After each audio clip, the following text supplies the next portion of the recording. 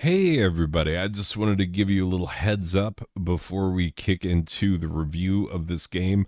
I am doing another giveaway. There's a separate video that came out just yesterday. Well, it'll be a couple days ago by the time this video drops.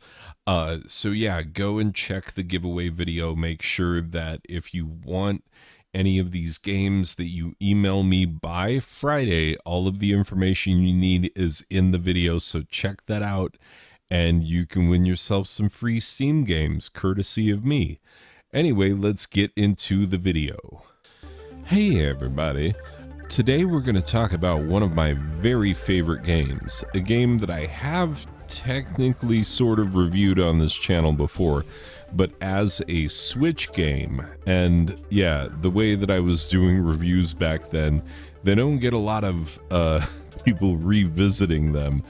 And because this is one of my favorite games, and because I haven't touched it on Steam yet, I figured it is about time for me to hit on it.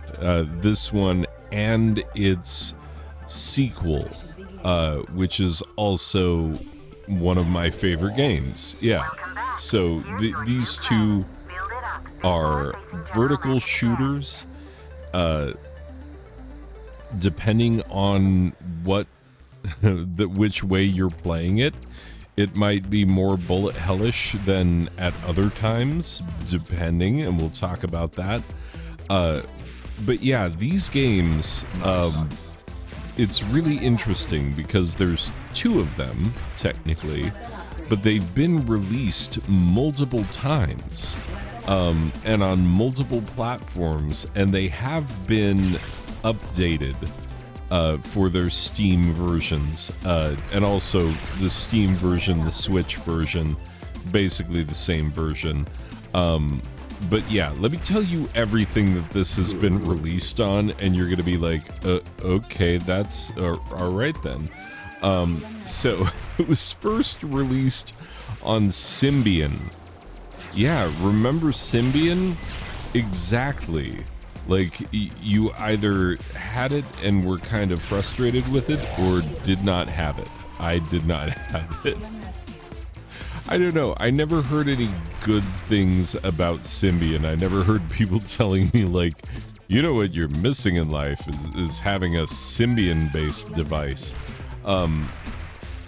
It came out on the Pocket PC, which I did have, but did not have this game on the Pocket PC, unfortunately. Yeah, it came out on the Palm Web OS, the later version of the Palm OS. So when we're getting into the later Palm Pilot type devices, it was released on Steam, of course. It was released in both iOS and Android formats. It was released on the PSP, it was released on the PlayStation 3, PlayStation 4, and the PS Vita, as well as the Xbox One, the Wii U, and the Nintendo Switch. So that is a wide array of things to be released on, and so just being released on that many things says something about these games. That they have such a far reach. Yeah, so today we're going to talk about Skyforce Anniversary. At another point, we will cover Skyforce Reloaded, which is a different thing and has a little bit of a different vibe for reasons that I will go into in the other video. But for this one, we're just talking about the Skyforce Anniversary. So I have looked at gameplay in Symbian of this game to see how faithful this game is to the Symbian version, and the interesting thing is that it's actually very faithful, both in the level design and the ship design and the soundtrack and all the things. It is extremely similar, only everything has been improved. And when I say improved, I literally mean improved. You know, sometimes you'll get a remake of a game or a remaster of a game, a port of a game on a later console where they're trying to, breathe new life into an older game. Yeah, I've played plenty of those in my time, but I have never played one as well done as the Skyforce games. They are the winners, hands down, of being the best at being remade, because they are gorgeous, stunning, really, really beautiful looking games. In every sense of the word. The soundtrack is amazing. I'm going to leave the soundtrack in here. I don't care if I get content matched. It's a great soundtrack. And everything, the ship design and the weapon design and the level design, it's all very, very smart. Now, with vertical shooters, there's kind of a formula, and this game does play to that formula. You make your way through a level, eventually you reach the end, and it's a boss. In this game, you are fighting the evil General Mantis, and he will taunt you every time that you are playing through one of these levels. And then he'll show up, like he'll taunt you usually at the beginning, sometimes not, depends. This is the advancing the storyline part. These are games that know that the storyline is not really what's dragging people toward the game, and so they keep the storyline very, very broad. It's just, this guy is general, he's evil, you're good, you shoot his stuff. And that's about it. That's about it. That's as much as you need as a motivation to just blow up everything in your path. And I mean everything. Because you're going to be shooting at turrets, you're going to be shooting at planes, you're going to be shooting at tanks. Well, I didn't hit any tanks in the couple levels I played. In Skyforce Reloaded, there's definitely some tank-like objects. Helicopters, speedboats, all kinds of stuff. Like, you're just going to be shooting a lot of stuff. And then once you're done shooting all of that stuff, and also rescuing humans, like rescuing the downed pilots of failed missions. And so, yeah, you got to pick up the downed pilots, and there are 4 things on every level that you need to, that you are trying to accomplish. You are trying to kill every enemy. You are trying to, let's see, it's kill every enemy, collect every star, don't take damage, and pick up every human passenger. I think those are the 4 things that you are trying to do. And so, yeah, it's in the early going, because in the gameplay footage, I tried to show you the difference in the levels, and I don't know if you'll really be able to see, because a lot of it is like helicopters are way harder to shoot.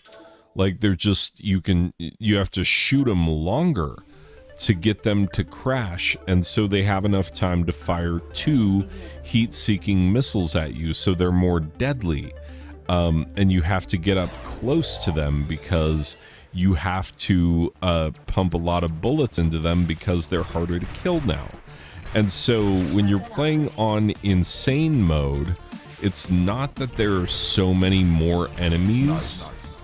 They do shoot more frequently, and that becomes more bullet hellish when you're playing the hard or hardcore mode.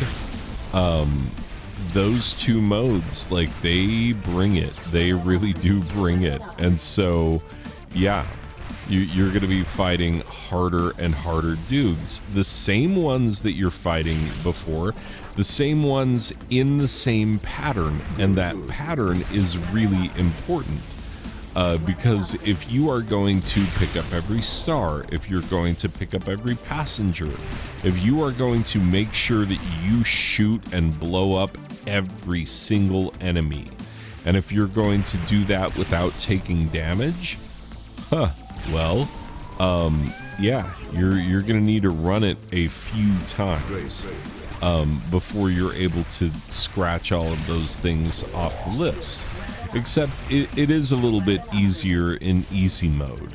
As you can see, when I'm back in the kind of map, the level select, I have beaten every level. Like, I have actually literally beaten in terms of like shooting my way all the way through the end. I have beaten every level. I have not beaten every level by fulfilling every quest and doing it at all 3 difficulty levels. Like, I haven't done that yet. I'm still working on that because it takes time, and I haven't played this game in a while, unfortunately. But as soon as I heard that soundtrack, it just immediately transported me back, and I was like, oh man, I remember when I discovered this game, like, oh, so much fun. So much fun. Unexpected, amazing, incredible fun is what this game turned into for me. And so I played this one first, and as a result, I could not get the sequel fast enough. I had to have it. It was just so good. Unfortunately, these games don't go on sale very often, if at all. So it seems like you're always going to be paying full price for them, but there are very few games that I'm like, no, pay full price. It's totally fine. It's totally worth it. But the Skyforce games, I believe in very much, because the replay value is quite high in the sense that in order for you to tick every box and to say that you had a successful run on every level, accomplishing every one of those things. Like, you might have to do it in 4 separate runs, like this run I'm gonna not get shot, this run I'm gonna pick up all the humans, this run I'm gonna kill everybody I see, and, you know, this run I'm gonna collect every star. Like, yeah, you might have to do it broken up like that, but whatever, it's fine. Because the game, that's part of the built-in adjust the game to your own ability level type of mechanic. There are 3 levels of gameplay, and then your ability to collect all of the achievements on every level is one of those things that you can really go after. And so there is a level of satisfaction when you hit an accomplishment that you had never hit before. So yeah, I love it. Because this game literally keeps you coming back because the gameplay is good, the controls are tight and perfect for a shooter like this, and the look and the feel and the sound, they're all exactly complementary of each other. And then, like, the game has the audacity to be like, oh, and by the way, you're gonna want to replay it because there are 3 different difficulty levels, and you want to have gotten all 4 achievements on each difficulty level. And I really want to do that. Like, I really want that achievement to have all the difficulty levels on all of the, on every single level. Just have them completely filled out. That seems like it would be awesome, but very difficult to do. So yeah, you're gonna have to figure things out. Anyway, in the meantime, it is one of the best vertical shooters I have ever played, and one of the best shooters hands down that I have ever played. Vertical, horizontal, isometric, whatever, like space type shooters, it is one of the best that I have ever encountered.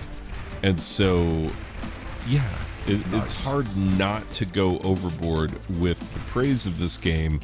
And the recommendation that you definitely get it, because like I stand behind this game 100% in terms of like, if you like shooters and you like good shooters, then by extension you like this game. That's how I feel about it. Like I'm very